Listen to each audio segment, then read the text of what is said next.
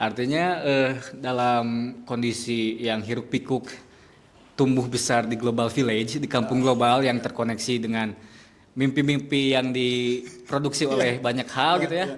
Mimpi-mimpi Korea, American Dream atau gaya hidup, mimpi-mimpi, cita-cita yang beragam, kita harus memahami juga dari mana akar kita gitu ya, dan kita harus tumbuh kemana gitu ya. Jadi kalau menurut saya tuh Tasikmalaya juga hampir bisa dikatakan brain drain atau mungkin SDM yang belajar keluar itu nggak balik lagi. Hingga akhirnya Tasikmalaya menyisakan orang-orang yang ada di sini saja gitu ya, orang-orang yang telah menempuh pendidikan jauh. Jadi kita punya satu mantra yang sering kita sebutkan, everything is connected. Jadi segalanya saling terhubung. Jadi kalau ada pemisahan-pemisahan nomenklatur atau batas-batas pengetahuan, misal antara biologi, kimia atau antara karawitan dan seni rupa, ada batas-batas nomenklatur yang terfakultaskan gitu ya. Tapi bagi kita itu selalu ada benang merah yang menyambungkan satu sama lain.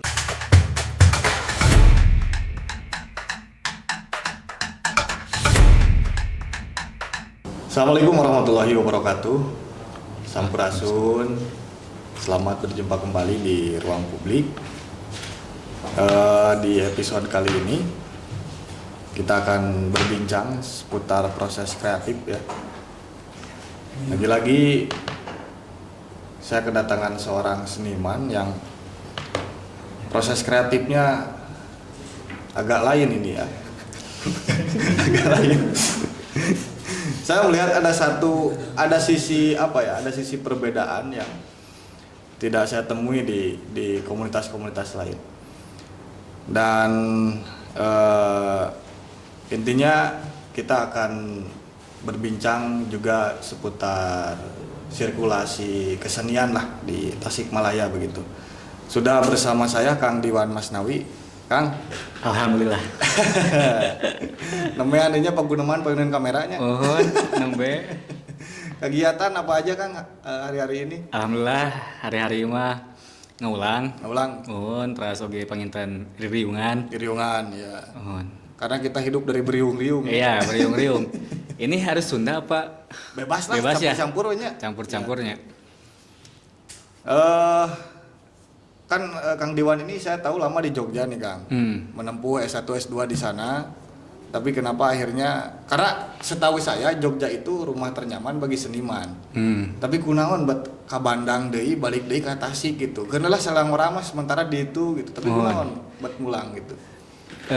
Sebetulnya itu ini semacam pilihan yang cukup berat sebenarnya ya. Kalau kata anak muda mah quarter life crisis itu memilih tempat domisili tinggal ya.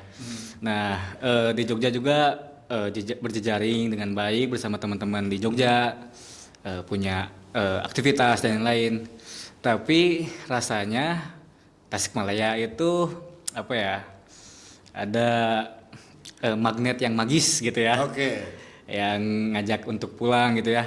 Kebetulan juga mungkin secara emosional lebih nyaman di Tasikmalaya karena ada keluarga, ada orang tua, ada teman-teman dari kecil gitu ya, dari SMP, SMA yang terus bersama-sama berproses juga. Akhirnya perhitungannya itu Tasikmalaya ini bisa menjadi laboratorium yang lebih pas untuk eksplorasi, untuk eksperimentasi kebudayaan yang ingin diupayakan gitu Kang. Karena di sini sebagai masyarakat ini udah dekat gitu. Kalau di Jogja harus adaptasi. Artinya Kang Diwan melihat semacam ruang dong di Tasikmalaya yang bisa memungkinkan diakses. Iya, saya senang juga menyebutnya laboratorium. Karena di sini udah banyak gitu ya, ada tabel periodik kimianya gitu ya, ada masyarakatnya, ada stakeholder ininya, ada ininya, dan beberapa terhubung untuk eksperimentasi yang ingin diupayakan bersama komunitas ini lebih asik gitu kan. Kalau sementara ini kita bicara gejala dulu ya, sebelum nanti ke wilayah kekaryaan. Kalau melihat Tasikmalaya hari ini, kita ngomong segmentasi anak muda saja, karena dua nanang ngarora keneh ya gitu.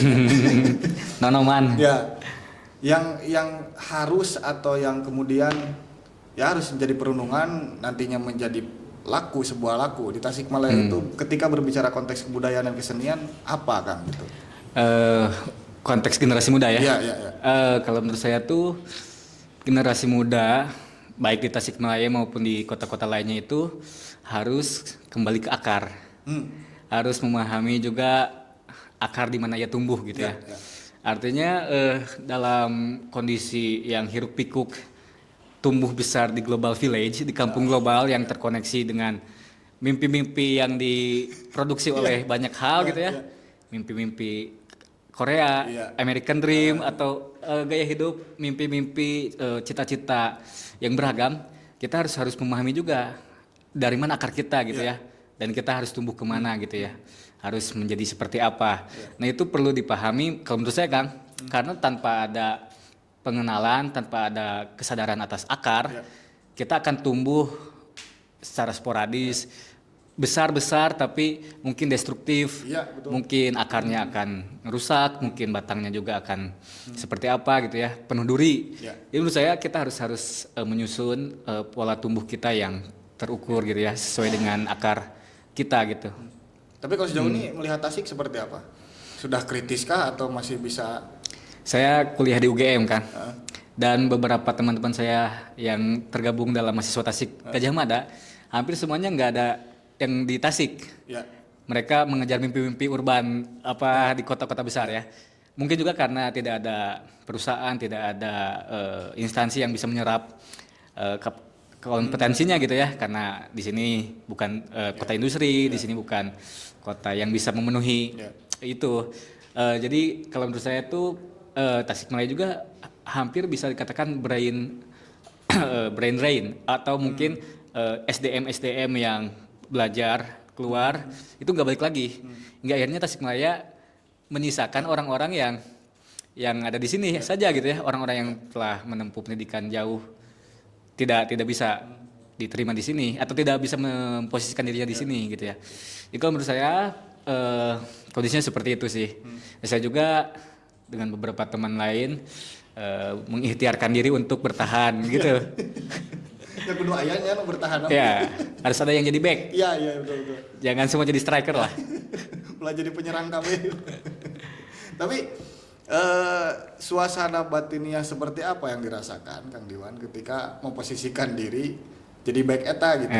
Ya di satu sisi kan mungkin kita kan lama juga nih di luar gitu. Ya ada beberapa hal yang tidak bisa ditemukan di sini gitu. Ya, artinya bagaimana menyiasati itu? Suasana kebatinan ya. Kadang kita untuk menyemangati diri kita sendiri itu dengan teman-teman ya, nyebutnya itu kita harus menempuh jalan-jalan kenabian atau mengerjakan tugas-tugas kenabian. Tabligh itulah dan mengembangkan diri untuk lebih amanah, lebih sidik dan lain-lain. Dan dalam kondisi menjadi baik itu yang diperlukan kan ketahanan spiritual, ketahanan mental, memperkuat makna kenapa harus ada di sini, tujuan di sini dan lain-lain. Jadi kalau menurut saya suasana kebatinannya ini suasana yang cukup meditatif dan cukup seperti menempuh tirakat lah, menahan diri dari godaan-godaan UMR besar di kota besar gitu ya, menahan godaan dari hingar-bingar perkotaan. Ya, itu kan salah satu kalau kita melihat secara mata telanjang ya itu gitu. Udah kan katakannya. Ya, makanya ketika berbicara lemah cai gitu Pak Pusarakan harus bicara batinia gitu. Oke Kak, saya melihat pada akhirnya itu UMR kota kan kadang jadi kan pertimbangan gitu ya. Pertimbangan. Itu juga mungkin jawaban ya kenapa teman-teman yang lain tidak bertahan di sini. Apalagi kan pengaruh maraknya toko online sekarang kan itu juga salah satu. Tagihan banyak ya. Oke Kang, saya juga melihat Kang Diwan ini akhirnya berlabuh ke sastra juga seperti Tuang Rama ya. Lalu berkomunitas juga gitu. Seberapa penting sastra dan komunitas bagi seorang Diwan? Kalau menurut saya sastra itu bagian penting dan itu harus menjadi satu tahapan pendidikan dalam perjalanan hidup manusia. Kalau misalnya sekarang kita ini selalu saja menggunakan kata-kata direct, Ya. kata-kata yang straight to the point, kata-kata yang tunggal secara makna gitu ya. Iya. Perintah instruksi ya seperti komputer lah, yang dikasih coding gitu ya. Iya. Kebiasaan kita berkomunikasi itu biasanya seperti itu. Iya. Terus kebiasaan kita dalam memahami pendidikan, pengetahuan, kebijaksanaan juga kadang menggunakan kata-kata yang langsung seperti itu. Dan itu yang saya rasain itu kalau misalnya kita terus membaca kata-kata yang straight to the point, itu bisa ada apa ya, semacam intimidasi, semacam ketidaktahanan mental dan lain-lain. Nah, saya teringat waktu kecil saya bukan disodorin, tapi disituasikan di rumah itu terdapat banyak buku gitu ya, terutama buku-buku tasawuf, buku-buku dongeng, humor sufi, Abu Nawas, Nasruddin Hoja, terus juga kisah-kisah biografi ulama-ulama sufi yang lain. Dan itu bentuknya itu bentuk dongeng, bentuk cerita, bentuk sastra. Dan ketika kita membaca kisah hidup mereka, kita itu pertama dalam kondisi membaca cerita batur, menonton cerita orang, tapi perlahan-lahan itu menjadi bahan ajar, jadi pendidikan. Oh, ini kondisinya kalau dia bersikap seperti ini nanti akhirnya seperti ini. Kalau dia misalnya merasa kesusahan, terus dia mencoba menambah kesusahan, akhirnya dia kebal. Oh, berarti kita harus kuat menahan penderitaan pada mulanya. Nanti kita akan lebih kuat. Jadi itu kebijaksanaan yang tidak diucapkan secara langsung, tapi bilhal lah gitu ya, dengan perlakuan, dengan kisah gitu ya. Jadi kita nggak akan diceramahi secara langsung gitu, seakan-akan kita bodoh dan kita harus mendengarkan ceramah terus, tapi diajarkan dongeng. Nah itu menurut saya pintu masuk yang sangat lembut untuk menggerakkan hati, melembutkan hati gitu ya, hingga akhirnya nanti si manusia itu akan tumbuh dengan empati yang cukup, dengan kepekaan yang kuat gitu ya, hingga akhirnya dia bisa beradaptasi dengan baik, dia bisa menyesuaikan diri dalam berbagai macam kondisi karena dia telah membaca banyak cerita, banyak kisah. Jadi menurut saya sastra sebagai bentuk kesenian itu sangat penting sekali, karena itu membiarkan imajinasi kita yang bekerja dan juga kita nggak ngerasa diceramahin lah. Jadi penting menurut saya, Kang. Ya, justru menariknya kadang-kadang gini ya, kalau saya nulis puisi ya, justru asa karasa teh keceramahanku tulisan sorangan. Kadang-kadang sih gak gitu. Pas baca dia 3 hari kemudian, nah orang bisa nulis juga kieu. itu. Ya, itulah peristiwa kecilnya seperti itu gitu. Nah, kalau komunitas nih, Kang. Bicara komunitas gitu. Ya, ini kan ruang komunal ini tidak kalah pentingnya sebagai ya aktualisasi diri lah gitu. Nah, Kang Diwan selaku penggagas sebuah komunitas di Cipasung, yang mana Cipasung ini menurut saya adalah barometer kesenian sampai hari ini gitu. Namanya Kuluwung ya, Kang? Kuluwung. Nah, itu gimana ceritanya? Pertama-tama kebersamaan kita itu datang sejak dari SMA, Kang. Jadi dari SMA kita ikut eskul kesenian Sanggar Seni Kobong di Man Cipasung. Tapi kebersamaannya nggak berakhir dalam periode kepengurusan. Kebersamaannya terus sampai kita lulus sekolah, kuliah di kota masing-masing ya, di rantaunya masing-masing. Tapi setiap balik ke Tasik, kita berkumpul lagi bersama dengan teman-teman baru dari generasi baru. Terus gitu ya. Terus setiap kita pulang tuh kita selalu membawa ide-ide dari kota rantau kita. Di daerah ieu mah kieu, di kota orang mah juga kieu. Mimpi-mimpi itu tuh yang kita anggap baik, kita coba untuk tumbuhkan di sini juga. Oh, pendekatan seperti ini enak. Hingga akhirnya kita setiap pulang membuat kegiatan, dan waktu 2017 itu kita mulai concern di isu lingkungan. Berarti tahun berapa ini, Kang? Dari 2014. 2014. Nah, tapi kan terselang kuliah dan lain-lain gitu ya. Jadi ada banyak jeda. Nah, 2017 juga kita bikin festival Wiyata Buana, pengetahuan tentang bumi, karena kita concern sama isu lingkungan.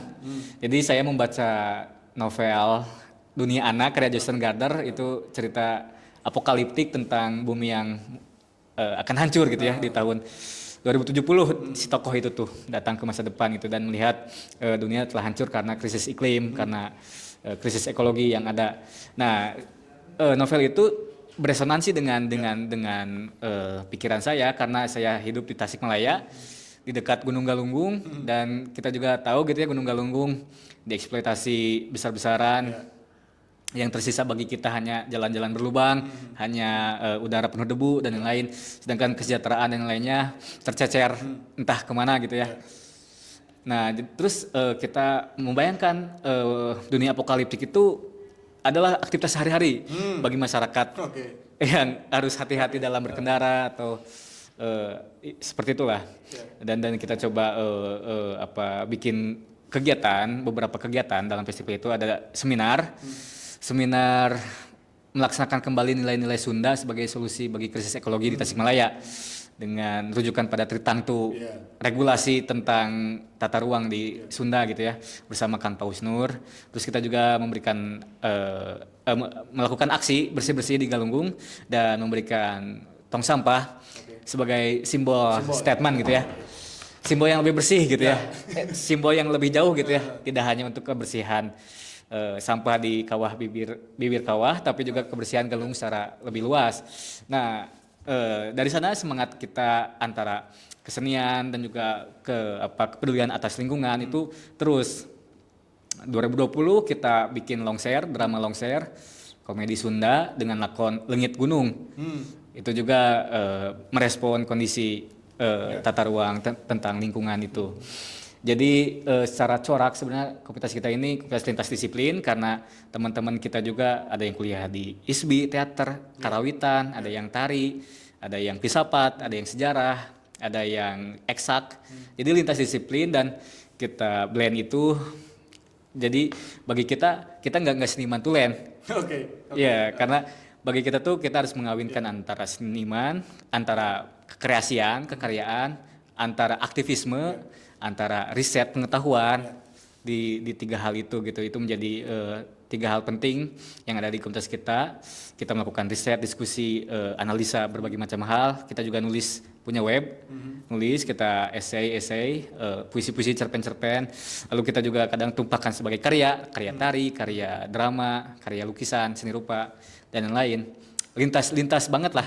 Di seni pun banyak ragamnya.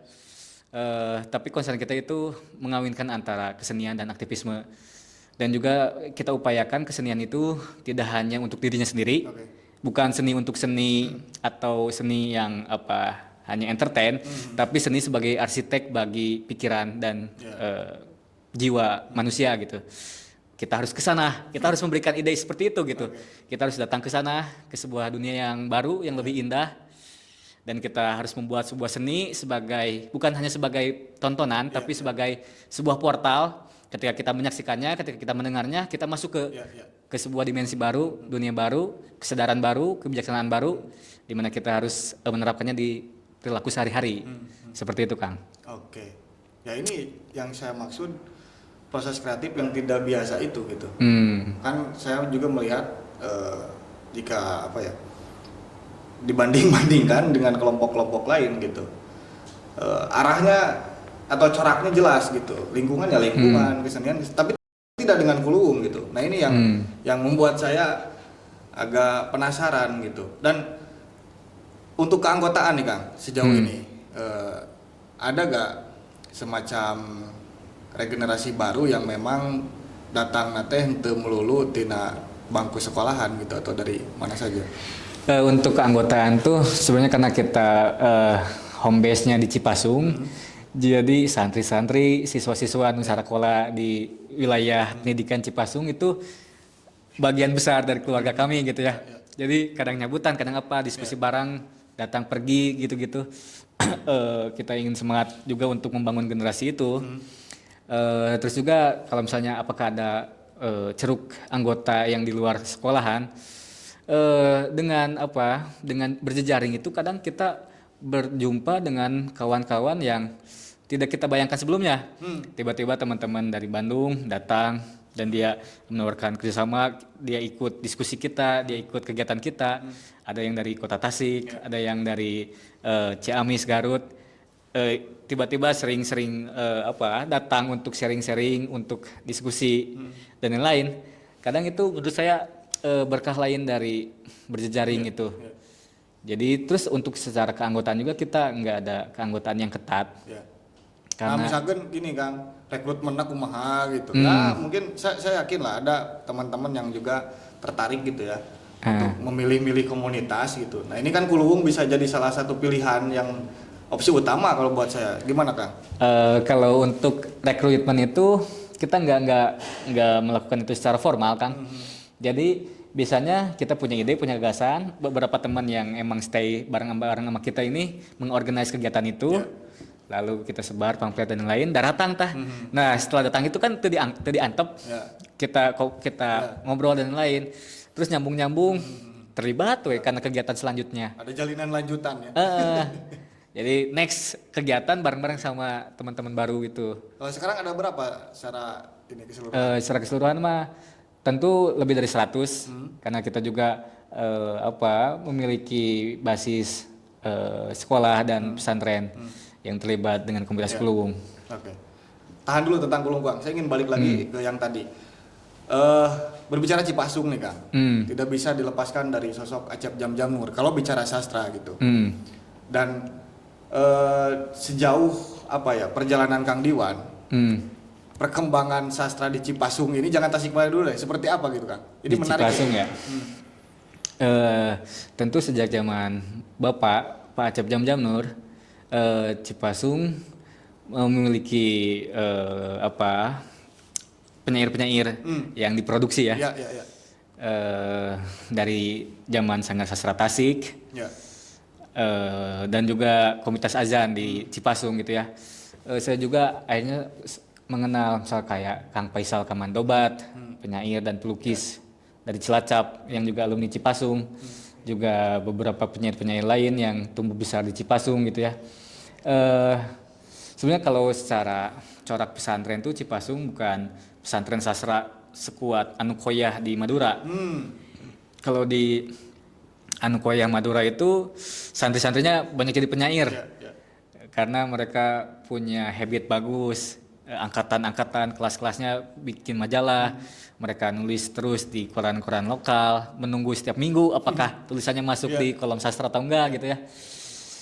Cipasung belum sejauh itu, tapi upaya-upaya ini terus berlanjut karena kegiatan ada gitu ya.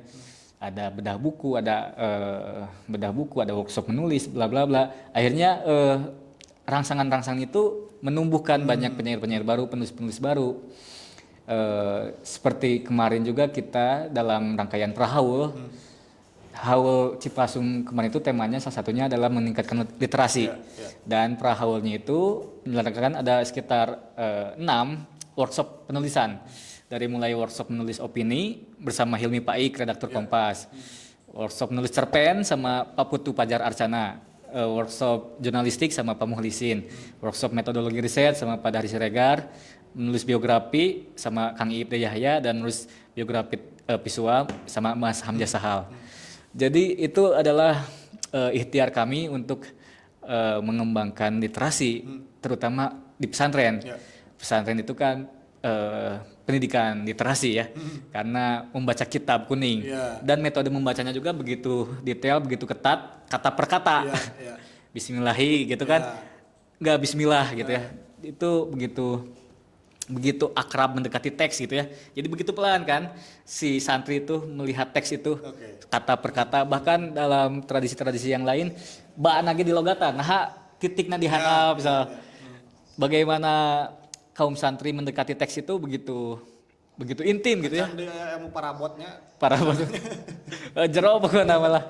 Jadi Cipasung juga terus menggelorakan literasi dan kesusastraan. Angkatan kelas 3 ini setiap akhir sunnah, setiap berpisahan mereka menerbitkan buku. Ada kemarin Cipasung teman perjalanan, terus juga di Kuluwung juga tahun kemarin baru saja menerbitkan buku judulnya Kemarau di Surga. Itu antologi puisi ekologi. Jadi puisi yang tema besarnya tentang hubungan manusia dan alam. Dan kemarin sama Kang Eki, Noval Pauji, sedang diupayakan untuk membuat album musikalisasi puisi di buku Kemarau di Surga. Oke. Nah, jadi kita juga mengupayakan produksi-produksi karya, terutama antologi puisi. Jadi geliatnya terjaga begitu ya sejauh ini. Ya, tiap tahun tuh Ya. teman-teman santri itu membuat buku. Nah, yang saya penasaran itu cara mengorkestrasi ini Kang, garapan. Bukan garapan ya. Entah itu garapan atau corak lah. Ini kan macam-macam nih ya. Ya, Ngomong ke ekologi ongko, sastra ongko gitu. Lalu kebudayaan juga gitu. Nah, ini kan tidak semua komunitas mampu melakukan gitu. Artinya harus ada sebuah sistem atau kerangka berpikir atau pola berpikir yang ya kudu namanya artinya harus sama semua gitu. Ulah aya nu nuji ka dieu. Nah, itu cara Kang Diwan memanage lah merenya bahasa nama.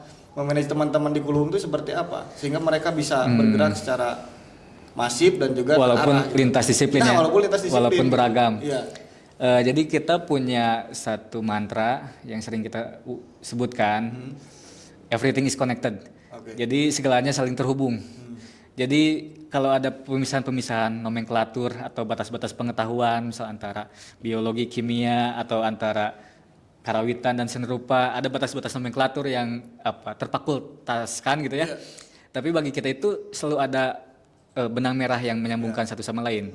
Karena everything is connected, segalanya terhubung. Ini adalah rangkaian besar dari ekosistem gitu. Jadi kalau misalnya kita membayangkan ranah-ranah itu berbeda-beda dalam pikiran kita itu semuanya adalah jari-jari rantai yang saling terhubung. Tapi beda-beda gitu ya. Artinya teman-teman di katakan eksakta, dia punya gagasan besar tentang apa itu tubuh manusia, misalnya anak biologi gitu ya. Terus anak-anak yang teknik lingkungan, dia tahu gitu bagaimana cara kerja alam, bagaimana limbah mempengaruhi bumi dan lain-lain. Itu kita sari sebagai sebuah pengetahuan yang bisa diolah oleh berbagai macam medium kesenian. Jadi polanya mas seperti itu rumusnya mah. Oke. Jadi keragaman ini tuh adalah kekayaan resource, kekayaan sumber, dan kita sarikan lalu diolah, dialihwahanakan menjadi berbagai macam medium. Tapi pernah kesulitan nggak menyampaikan pemahaman ini Kang? Tidak terlalu kan? Tidak terlalu susah karena sebenarnya semua orang memahami itu bahwa semuanya itu saling terhubung. Ya. Setiap katakanlah kalau dalam birokrasi setiap dinas itu kan saling terhubung. Ya. Kerja Kominfo juga akan tertaut dengan PU, tertaut dengan apa karena berbagai macam jalinan itu saling terhubung. Nah, pas kita bicarakan itu, teman-teman juga ini bahasanya ini. Dia udah tahu tuh, tapi belum terartikulasikan aja. Nah, ketika diartikulasikan dengan cukup tepat, orang-orang ngerti dan mereka saling memberikan perspektif mereka dari berbagai macam lintas ilmu itu. Hingga akhirnya kalau di bahasa kuliah mah aya interdisipliner lah. Oke. Jadi saling interdisipliner lah, saling menyimpan batu bata pengetahuannya, gayanya jadi rumah. Seperti itu Kang formulanya. Kalau pola pergerakan nih Kang, itu teh nah aya misalkan tahun lain mah kudu ieu urang teh gitu. Tahun isukna ieu atau berjalan saja gitu mengalir. Ada tujuan-tujuan, ada capaian-capaian juga sih sebenarnya. Tapi itu nggak dibakukan dalam rangkaian rencana kerja. Tapi batiniah. Batiniah ya. Dan masing-masing teh tiba-tiba vibrasi nanti nyarambung gitu. Oke. Misal dulu kita udah banyak berkegiatan di Tasik, wah harus miang ke ibu kota provinsi. Kemarin juga kita bedah buku itu launching pertama di GIM di Gedung Indonesia Menggugat di Bandung dengan teman-teman Walhi Jawa Barat dan Les Bumi dan berbagai macam seniman Bandung lainnya. Terus kita juga nih harus ke Jakarta. Terus kita terhubung dengan Pak Yudhistira Masardi. Terus kemarin juga almarhum Eki juga tampil sepanggung dengan artis ibu kota. Orang Tasik miang ke ibu kota. Dulu tuh ngadongeng. Oh ini nggak kudu naik. Terus kita ingin terkoneksi dengan kawan-kawan internasional. Kita sering beberapa kali kedatangan tamu dari luar negeri, misal ada Agnieszka Wijska dari Polandia, dia lagi residensi di Tasik, di Indonesia, di Bandung, terus diajak sama teman kita ke Kulung, dan kita terkoneksi, kita ngobrol banyak hal. Terus kemarin juga buku Kemarau di Surga dipamerin sama Agnieszka di Polandia, akhirnya jadi terhubung, tapi itu nggak dituliskan dalam rencana kerja, cuman energi aja. Tapi perlahan kita ke sana gitu. Terus juga kalau sekarang kan setelah nulis buku kita ingin bikin album musikalisasi puisi. Karena dari 2014 itu kita banyak musikalisasi puisi. Jadi ingin itu ke depannya mah. Lalu kenapa harus Kuluwung namanya? Ini kan Kuluwung teh naon teh pergi cai kan? Ya, Nah, kenapa harus cai? itu? Ketertarikan sama objek sebenarnya, gambarnya gitunya. Terus kan karena kita itu masing-masing aya nu di Jogja, di Semarang, di Purwokerto, di Jakarta, di Bandung.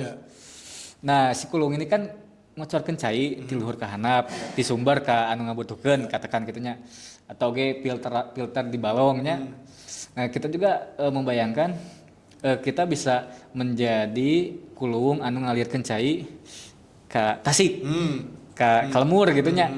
Cai pikiran-pikiran di Jogja, pikiran-pikiran di Semarang, pikiran-pikiran di mana we gitu. Bisa jadi gitu. Tapi aya filterna oge gitunya. Ameh ieu teh henteu gegar budaya gitu. Oke. Balik lagi ke sastra Kang. Kita coba menerka-nerka masa depan nih. Dengan bercermin dari kondisi hari ini. Kira-kira menurut Kang Diwan di generasi Akang lah atau saya gitu ya. Ke depan pikumahaeun sastra di Tasik teh Kang. Di Tasik. Ya, bercermin dari laku bersastra hari ini gitu. Sejauh ini kan ngelihatnya masih tertatih-tatih lah ya. Justru itu. Kita juga membayangkan misal kalau kita buka toko buku bakal payu mualnya, misalnya gitu. Karena market kita nggak doyan baca buku. Itu juga gambar dari teman-teman atau masyarakat Tasik yang tidak terlalu suka baca buku. Kebanyakan yang kita ketahui juga teman-teman lebih akrab dengan audio visual, lebih akrab dengan short videos gitu ya, dengan video-video pendek. Nah terus gimana nih masa depan sastra gitu ya? Kalau menurut saya kan perlu ada ekosistem. Pertama penulis itu harus tumbuh dan diserap oleh penerbitan, oleh toko buku dan yang lain. Terus toko buku juga harus tumbuh, harus besar dengan adanya para pembeli, pembaca gitu ya. Nah kalau misalnya kita mendorong orang untuk nulis saja, tapi kita nggak kuat dalam menciptakan pembaca, itu juga akan timpang ya, sanu meulina, sanu macana gitu ya. Nah menurut saya ini PR besar juga karena kita lihat juga ya kenyataan di Tasikmalaya, toko buku juga nggak banyak bertahan. Terus juga kalau kita main ke rumah teman-teman, kadang rak buku nggak jadi dekorasi, atau nggak jadi simpanan di rumahnya gitu ya. Artinya akraban kita dengan buku rendah. Nah juga mungkin kita harus mendorong terus industri perbukuan ini. Jadi ya selain upaya individual ya, para sastrawan atau penulis, artinya yang berhubungan dengan industrinya pun harus diperjuangkan gitu. Iya. Oke. Saya lihat juga beberapa penerbit lokal di Tasik juga cukup struggle, dan itu pejuang-pejuang yang harus kita dukung. Oke. Ada strategi gak buat Kang Diwan yang bisa dibagikan gitulah? Strategi apa? Ya untuk sastra ke depannya di Tasik itu biar lebih apa ya? Ya sayang lah Kang, maksudnya gini loh, Tasik itu punya sastrawan yang hebat gitu, bahkan sudah internasional gitu. Nah maksud saya gen ini harus tetap dipertahankan gitu di masa depan gitu. Kalau menurut saya itu yang bisa kita upayakan, pertama kita harus banyak-banyak membuat ruang-ruang diskusi. Pertama karena kalau kita membaca tapi kita tidak mendiskusikannya, itu jadi sampai itu jadi opak gitunya. Nah kudu aya ruang-ruang eta hingga akhirnya gairah membaca tumbuh, kita merasa bisa mengolah informasi dengan baik karena ada tandem, ada lawan yang bisa diajak ngobrol dan lain-lain. Nah, harus ada banyak ruang-ruang diskusi seperti itu. Nah, setelah ada ruang-ruang seperti itu tumbuh besar, nanti ada permintaan akan pengetahuan. Ketika kita ngolah nunggus aya hungkul na otak tapi teu ngeusi bahan baku anyar, lecek lah gitu nya. Jadi kita harus punya update informasi, akhirnya ada permintaan tuh, ada keinginan untuk membeli buku baru dan yang lain. Terus kita juga harus menyiapkan juga banyak infrastruktur seperti kalau sekarang kan toko buku online ya banyak. Jadi kalau nggak bisa ngelihat nggak ada toko buku yang kuat di Tasik berarti masyarakat nggak baca buku, tapi kan kita belum melacak bagaimana penjualan online yang masuk ke sini. Dan jadi menurut saya seperti itu Kang. Yang paling mungkin itu membuat banyak ruang diskusi. Nah kalau ruangnya sendiri Kang Diwan melihatnya di Tasik gimana sekarang? Ada beberapa komunitas yang secara konsisten dan gigih terus menyuarakan atau memberikan ruang itu bagi para masyarakat untuk menceritakan ulang apa yang mereka baca. Ya banyakkah komunitas-komunitas literasi. Oke. Nah garapan yang saat ini nih sedang digarap oleh teman-teman Kulum. Yang paling dekat sih nanti Agustus. Gimana tuh? Yang Napak Jagat Pasundan itu. Kita juga mendorong musikalisasi Nadong. Nah, spill ini apa namanya? Apa yang akan ditampilkan, spill sedikit, tapi ulah kabeh Kang, biar penasaran. Jadi nanti di tanggal 9 Agustus insya Allah bertempat di helipad Dosar Cipasung, insya Allah akan ada acara Napak Jagat Pasundan. Nah di pagelaran kesenian malamnya itu kita akan menerjemahkan Singaparna sebagai kesenian dalam bahasa seni. Oke. Jadi jangan detail teuing ya. Ulah lebar kan. Nanti aja. Pokoknya wah engke teh bakal menerjemahkan Singaparna karena berbagai macam medium kesenian. Ini aja deh, kenapa Singaparna yang dipilih gitu Kang? Padahal Cipasung teh di Singaparna atau gimana? Kenapa gitu? Pemilihan Singaparna itu karena ya yang meliputi ini kecamatan Singaparna gitu ya. Itu salah satu alasannya ya. Tapi saya yakin ada alasan lain, tapi nantilah kita lihat aja. Nantilah itu Pak ya. Oke. Jadi ajakan juga untuk para penonton nanti 9 Agustus mari berbondong-bondong ramaikan kegiatan Napak Jagat Pasundan. Insya Allah di helipad Cipasung gratis. Gratis. Aya seueur pagelaran, aya ti wayang, aya ti musik, aya ti tari, sagala rupi. Oke. Ada banyak door prize juga. Door prize juga. Oke Kang, saya ingin menyentuh hal yang lebih lebih diwan gitu, anjay. Well. Ya dengan sosok Pak Acep Jamjam Nur yang kita kenal puisinya sangat lembut gitu kalau buat saya bahasanya. Dan seberapa berpengaruhnya seorang Acep Jamjam Nur bagi anaknya Diwan dalam perjalanan berkesenian. Tentu sangat berpengaruh karena sehari-hari berjumpa dan ngobrol, dan itu tentu mempengaruhi banyak hal dalam laku hidup saya. Tapi yang saya nikmatin itu Pak Acep Jamjam Nur itu dia berkomunikasi dengan saya dengan bahasa-bahasa yang puitik. Oh gitu ya? Dalam artian metafor.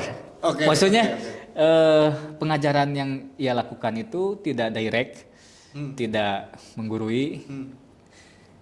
Jadi misalnya waktu kecil di halaman rumah itu rutin ada kegiatan kesenian, berbagai macam jenis kesenian. Ada dari Cirebon, teater, ada terbang gebes, ada beluk dan yang lain. Nah, saya tuh cuma diajak nonton doang. Jadi disimpan di depan menonton gitu ya. Terus tuh diceritakan itu naon, tuh diceritakan apa-apa. Tapi biarkan untuk menikmati, merasakan aja. Terus lama-kelamaan suasana itu tersimpan kan dalam memori gitu ya. Oh ada suasana khas gitu ya yang kayak gini, malam-malam lampu, kebebasan, ekspresif, bla bla bla, tertanam lah nilai-nilai atau kata kunci itu. Terus juga untuk konten bacaan, nggak Enggak. Oh, kamu harus baca ini. Enggak gitu. Enggak nyuruh. Ayeuna ieu baca ieu, ayeuna baca ieu. Termasuk Tapi dalam penulisan. termasuk dalam tulisan. Jadi ditemrakeun we hungkul gitu. Misal dulu waktu kecil saya rutin ke Gramedia beli Naruto. Ya. Komik Naruto. Nya teu dititah kudu maca nu berat MI teh gitu. Tapi nya sakahoyong nawe gitu. Nah perlahan-lahan bisa dari pendekatan yang seperti itu tuh bisa menumbuhkan rasa penasaran yang tinggi, menumbuhkan juga minat baca yang tinggi juga karena ada rasa penasaran itu. Jadi kalau menurut saya pendekatan itu sih yang paling berbekas tuh. Untuk tulis juga saya nggak disuruh nulis puisi.